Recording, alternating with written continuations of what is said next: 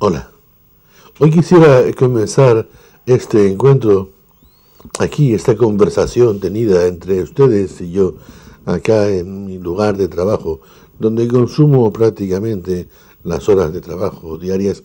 Quisiera comenzar leyéndoles, compartiéndoles un fragmento del libro de los Proverbios. El libro, saben que por encima de... son todos consejos y orientaciones que los libros sapienciales de la Biblia nos ofrecen para nuestro mejor vivir. Algunos nos juzgamos actualmente un poco trasnochados. De todas maneras, entre ellos hay muchos de gran valor para nuestro tiempo. Comienza el capítulo 2 diciendo: Hijo mío, si acoges mis palabras y almacenas mis mandatos, prestando atención a la sabiduría y abriendo tu mente a la prudencia, si invocas a la inteligencia y llamas a la prudencia, si la buscas y la desentierras como un tesoro, entonces comprenderás el temor del Señor y hallarás el conocimiento de Dios. Porque el Señor conoce la sabiduría y de su boca brotan saber y prudencia. Y esto nos viene muy bien porque veníamos hablando en estos últimos días del camino de comunión que es necesario crear en el seno del matrimonio. Hoy vamos a dar un paso más para donde muchas veces sí que se hace necesaria la sabiduría y la prudencia para el bien obrar, para el actuar bien y para el actuar justo de la manera que tenemos que actuar.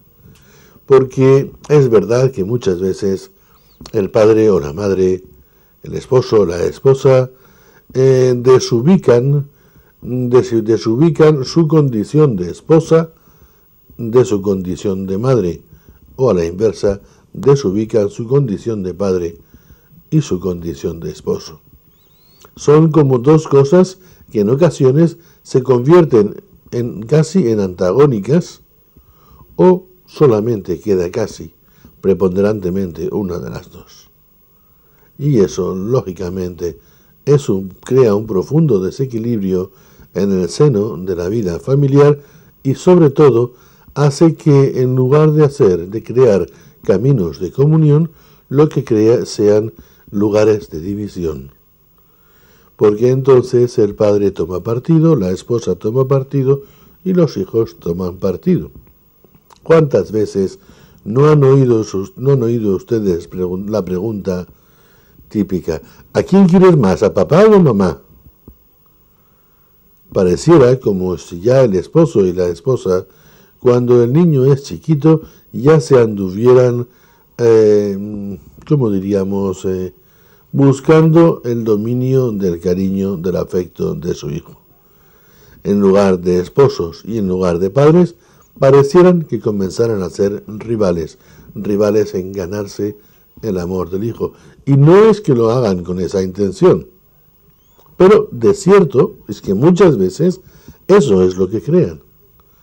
El niño, a fuerza a veces de oír preguntar a sus padres a quién quieres más, al final llega inconscientemente a convencerse de que tiene que querer más a uno que a otro. Como resulta que normalmente está más tiempo con la madre que con el padre, entonces el niño, por naturaleza, diríamos, porque le viene dado así, pues quiere más a la madre que al padre. Pero es un querer aparente, porque en el fondo del corazón del niño lo que queda también es una profunda nostalgia de su padre. Por eso, las relaciones en el seno de la familia entre los padres y los hijos tienen que ser unas relaciones muy equilibradas, unas relaciones muy por un mismo camino, como venimos diciendo estos días. Unas relaciones que vayan por un mismo camino. Y un mismo camino que debe nacer de ese contemplar por parte de los hijos, ese contemplar cómo se aman sus padres. Si recuerdan, cuando la primera comunidad cristiana que vivía en Jerusalén comenzó a crecer, el comentario que suscitaban en todos los que los veían era el mismo. Mirad cómo se aman. Después añadirían también, mira, son un solo corazón y una sola alma. Y eso era lo que causaba admiración. Eso era lo que de alguna manera más eminente hacía que las gentes miraran a los cristianos no como algo raro, sino como gente que se ama. Bien, hagamos la prueba. Hagamos la prueba, hagan ustedes la prueba. Manifiesten exteriormente el amor que se tienen ustedes, el esposo y la esposa. Sean cariñosos, no se escondan de los hijos, porque parece que hay muchos padres, o mejor, hay muchos padres que parece que tengan vergüenza de dar un beso a la esposa delante de los hijos, o de cogerla por la cintura y decirle alguna expresión amorosa, o de tener cualquier gesto de cariño con ella, estando sentados en el mismo sofá, en el mismo salón. Pareciera que fuera algo vergonzoso que un esposo al llegar a la casa diera un beso y abrazara a su esposa, o a la inversa, que la esposa saliera a recibir al esposo ofreciéndole un beso y un abrazo. Y pareciera que es algo vergonzoso, porque la experiencia muestra cuántos esposos y esposas no tienen ninguno de estos gestos. Recuerdo el caso que había un matrimonio que tenía 3 hijos y se llevaban genial, era un matrimonio encantador, se querían muchísimo y su vida estaba llena de amor mutuo entre ambos. Pero era curioso, en presencia de los hijos, nunca el padre dio, mientras yo los conocí, fueron varios años, nunca el padre dio un beso a su esposa, ni tuvo un gesto de cariño delante de los hijos. Nunca. La esposa, por el contrario, sí que se acercaba a él con facilidad y le profería o le manifestaba su afecto. Sin embargo, los hijos andaban mendigando el cariño del padre. Es curioso. Es curioso la importancia que tiene lo que vemos a la hora de llevar un camino, un proceso de realización personal y un crecimiento hacia la madurez. Recuerdo, por otra parte, otra familia en la que ambos estaban siempre con gestos de cariño. El esposo cuando llegaba siempre tenía una palabra especial para la esposa siempre salía a recibirlo, le daba un beso, y esto hubiera hijos o quien estuviera presente, no importaba. Siempre los hijos fueron creciendo, viendo y contemplando el cariño de sus padres. Los hijos, en su proceso de madurez, eran totalmente diferentes. No andaban mendigando el cariño, andaban compartiendo el cariño con los padres. Sabían que no eran rivales y nunca se sintieron menos queridos, ni siquiera tampoco se sintieron nunca ladeados o menos apreciados o menos atendidos. Siempre su proceso de madurez fue marcado por una vida afectiva que iba desarrollándose normalmente. El contexto de una familia, cuando los esposos viven esa vida de relación afectiva, se expresan el cariño, no tienen preocupación en manifestar su amor mutuo, es el principio de una familia equilibrada y de una familia que va a desarrollarse adecuadamente. No podemos, por tanto, dar importancia o dejarnos marcar la pauta por ciertas pautas de nuestra sociedad. donde el amor se confunde con facilidad con el sexo y donde las relaciones íntimas de una pareja han llegado a llamarse hacer el amor, cuando en realidad no es hacer el amor. No es más que una relación íntima entre un hombre y una mujer. Manifestar el amor conlleva otras muchas cosas. Manifestar el amor conlleva un respeto mutuo entre los esposos, conlleva un diálogo habitual y constante. Vivir en el amor los esposos conlleva un trato afectivo, un trato digno, un trato sencillo pero abierto, acogedor. Siempre la escucha el esposo de la esposa y la esposa del esposo. Una relación afectiva y una expresión manifiesta del amor que los esposos se tienen no solamente son los gestos de afecto, son los gestos también de esa comunión interior. Yo recuerdo a este caso que cuando mi madre tenía 71 años, poco antes de emprender su camino hacia el reino eterno, le decía a mi padre, según confesión de mi padre: oye, Pedro, ¿por qué será que tú y yo pensamos siempre lo mismo?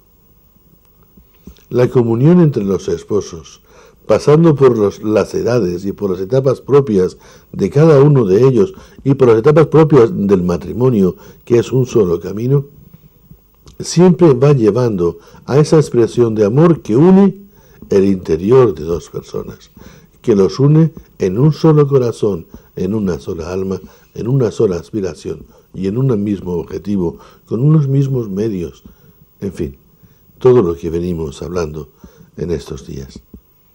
Y eso es lo que tienen que ver los hijos. Si los hijos crecen en ese clima, si los hijos crecen en esa expresión abierta del cariño, si los hijos crecen viendo un diálogo amoroso entre los padres, un respeto mutuo, un tomarse en consideración, un escuchar lo que el otro dice y acogerlo, y en fin, tantas otras cosas que ustedes conocen mejor que yo mismo, los hijos crecerán y vivirán buscando, y en ese clima de caminos de comunión, vivirán en el gozo, en la alegría, en la paz y en ese equilibrio personal que les irá dando la vida realmente. Esa vida que no es la vida vegetativa, no es la vida simplemente física del cuerpo, sino esa vida que sobre todo es la vida del corazón.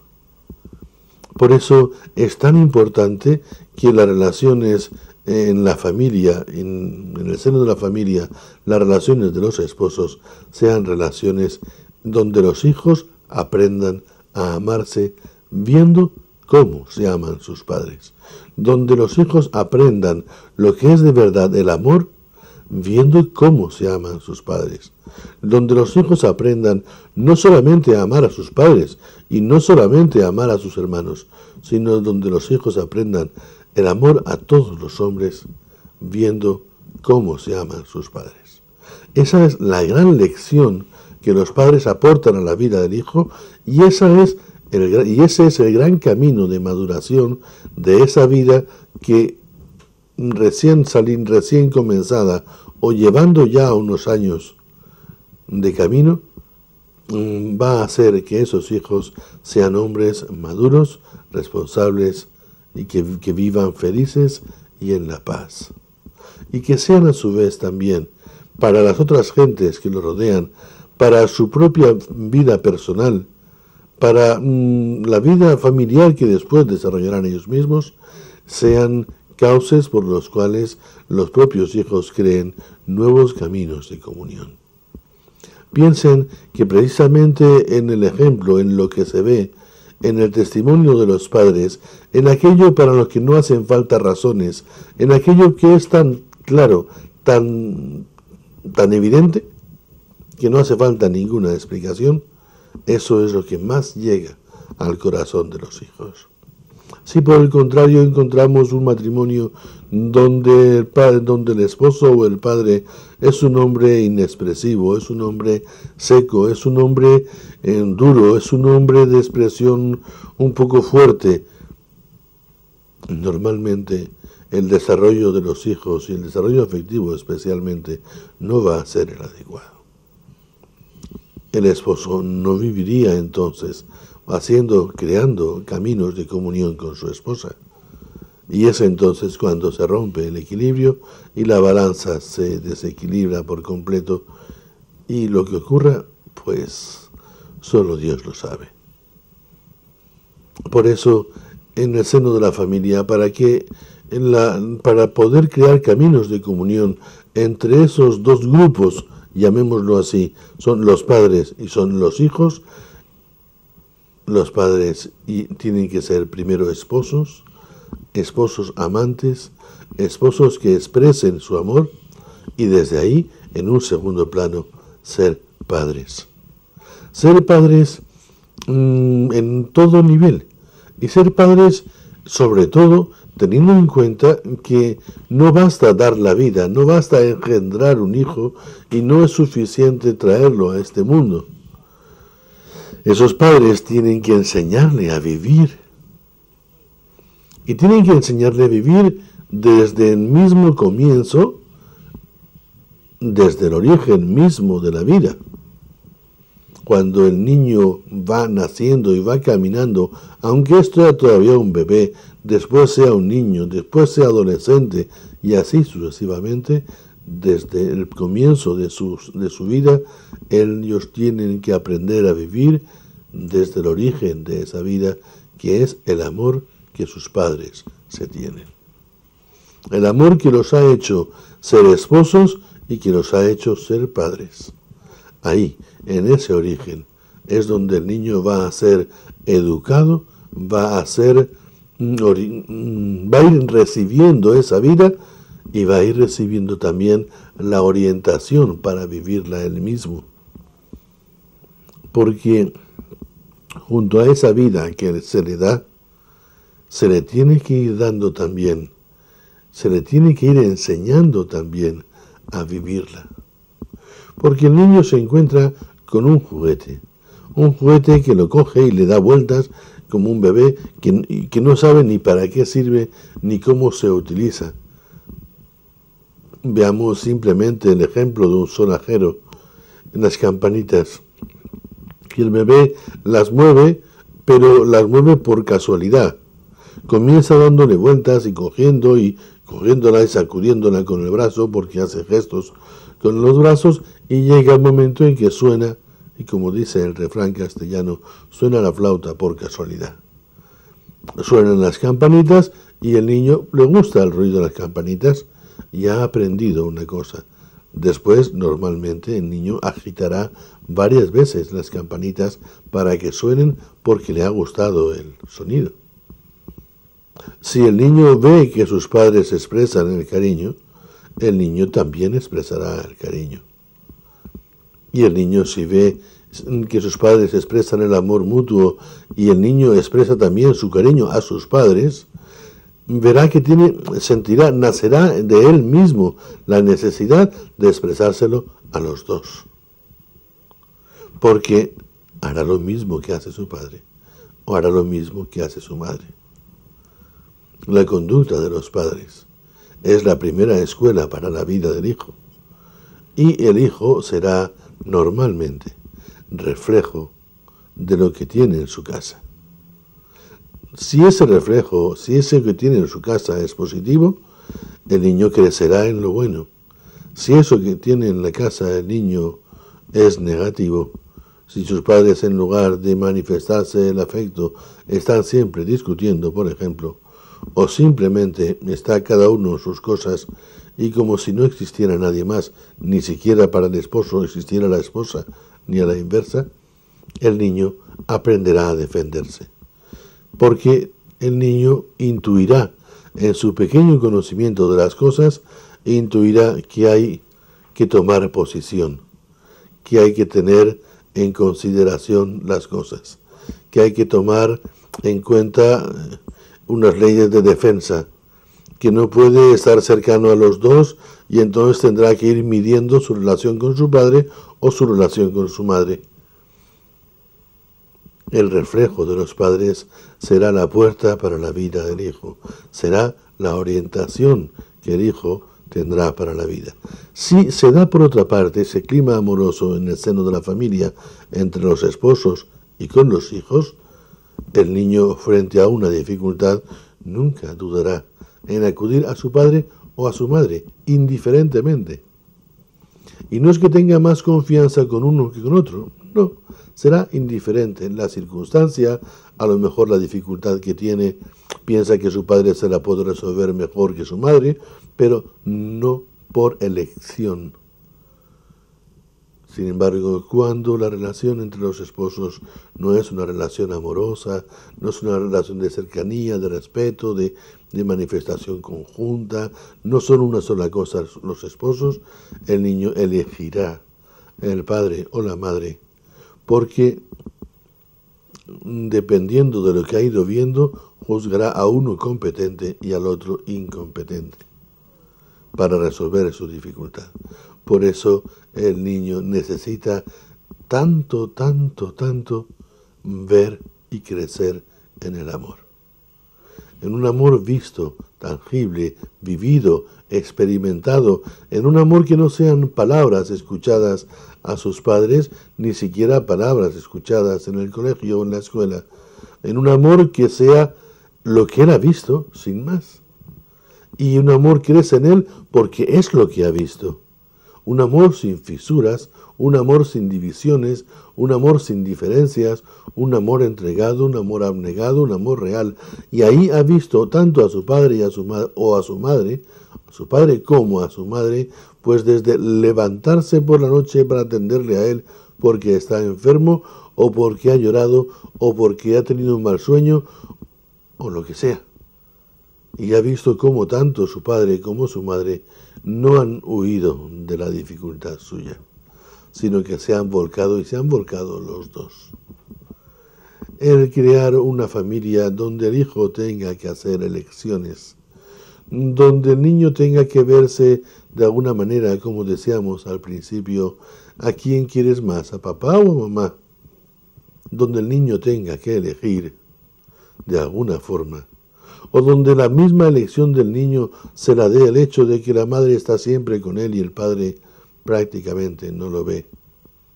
Recuerdo hace unos días un padre de familia muy preocupado por la vida familiar, andaba más preocupado todavía por su trabajo, porque terminaba el trabajo muy tarde y cuando llegaba a su casa, su hijo único ya estaba acostado. Y prácticamente no lo veía más que los fines de semana, y a decir de la madre, el niño se pasaba toda la semana preguntando por el papá. Muchas veces, el trabajo, como veremos también en su momento, se convierte en un serio obstáculo para la vida familiar cuando el trabajo no está ocupando el lugar que le corresponde en el seno de la vida de la familia. Y bien, llegados a este momento, vamos a quedarnos con esta imagen. Vamos a pensar ustedes en sus hijos y yo les invito a reflexionar serenamente sobre su expresión como esposos, su expresión como padres amorosos en el seno de la familia. Nos vemos pues en nuestro próximo programa. Muchas gracias y que Dios los bendiga.